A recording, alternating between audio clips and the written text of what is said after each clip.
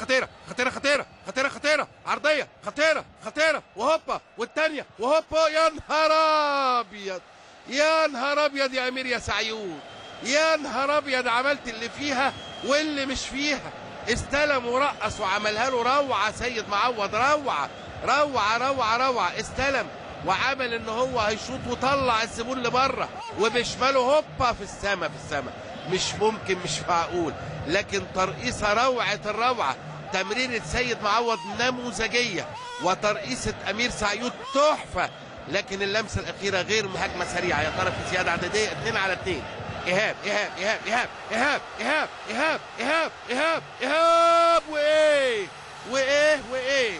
الحكم محمد فاروق رايح وداخل وكارت احمر وضرب الجزاء. يا نهار ابيض. ولا بره؟ بره، هنشوف. يتهيألي انها بره، يتهيألي انها بره. محمد فاروق ادى كارت احمر لوائل جمعه طرد، والكره خارج منطقه الجزاء. ضربه حره مباشره على خط منطقه الجزاء وطلع بمنتهى بره بره. برافو محمد فاروق. ارفع لك القبعه يا ابني، ارفع لك القبعه يا محمد يا فاروق. منتهى العدل ومنتهى العدل والانصاف.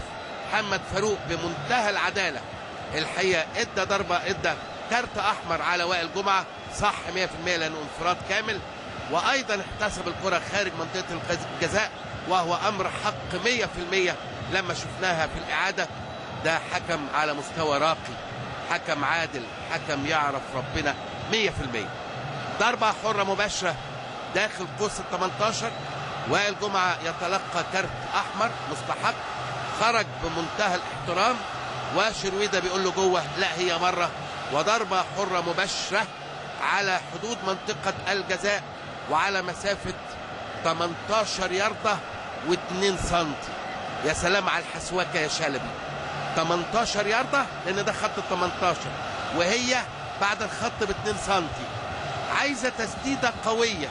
مين يملك التسديد القوي؟ ودخلنا في الوقت بدل الضايع وقدره 3 دقائق. احنا في الدقيقه الاولى. وضربه حره مباشره للنادي المصري. قد تطيح باحلام الاهلي وقد تحقق احلام المصري. ضاعت الاحلام. يا نهار ابيض يا نهار ابيض على كره القدم وعجب العجاب.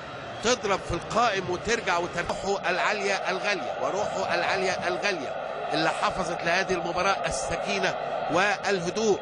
واتمنى ان يحظو حظو جمهور النادي المصري النهارده في مدرجات بورسعيد. جمهور النادي الاسماعيلي بمشيئه الرحمن يوم الاثنين القادم في مباراته المصيريه ايضا فنيا مع النادي الزمالك. ونتمنى من كل جماهير مصر ان تكون محبه للرياضه ومحبه لكره القدم، وان تترك المصريين جميعا في شتى ارجاء مصر ان يستمتعوا بكره القدم وان يستمتعوا بالرياضه المحببه ليهم في ظل الامن والامان وفي ظل الاحساس بالرضا التام، وان نستمتع بكره قدم